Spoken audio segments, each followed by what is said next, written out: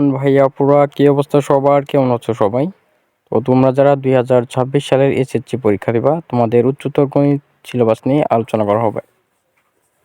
তো ভাইয়া যদি আমরা দেখি আমাদের উচ্চতর গণিত সিলেবাসে কি কি রয়েছে, সো আমরা দেখতে পারবো হচ্ছে আমাদেরকে দ্বিতীয় অধ্যায় তোমাদেরকে পড়তে হবে হচ্ছে বীজগাণিতিক রাশি। ঠিক আছে ভাইয়া, তোমরা কোনগুলো পড়বে, যে বিষয়বস্তু, পাঠ ও পাঠের শিরোনাম, তোমরা এগুলো পড়বে, একটা স্ক্রিনশট নিয়ে রাখো।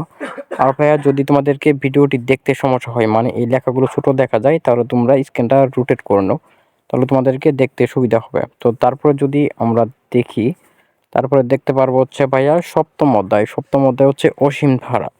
তোমরা এখান থেকে স্ক্রিনশট নিয়ে রাখতে পারো। তারপরে যদি আমরা দেখি হচ্ছে দশম অধ্যায়, তো দশম অধ্যায় হচ্ছে দ্বিপদী বিস্তৃতি, এটা তোমরা পড়তে পারবে।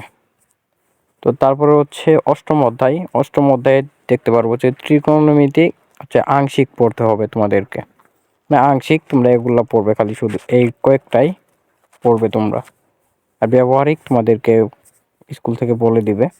তো তারপরে যদি আমরা দেখি হচ্ছে মানে দ্বাদশ অধ্যায়, মানে 12 অধ্যায়ে দেখতে পারবো হচ্ছে সমতলীয় ভেক্টর। তারপর নবম অধ্যায়ে দেখতে পারবো আমরা হচ্ছে সূচকীয় ও লগারিদম ফাংশন। তারপরে যদি আমরা নিচে দেখি ভাইয়া হচ্ছে ব্যবহারিক অংশ, যেগুলো তোমাদেরকে স্কুল থেকে বলে দিবে যেগুলা।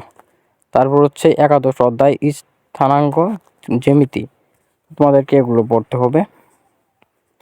তারপর দেখতে পারবো হচ্ছে চতুর্থ অধ্যায় সম্ভাবনা, এটা খুব ইম্পর্টেন্ট, তোমরা এগুলো পড়ে নিবে। সো ভিডিওটি এ পর্যন্তই, যদি ভালো লাগে অবশ্যই লাইক করবে এবং সাবস্ক্রাইব করে আমার সাথে থাকবে। ধন্যবাদ।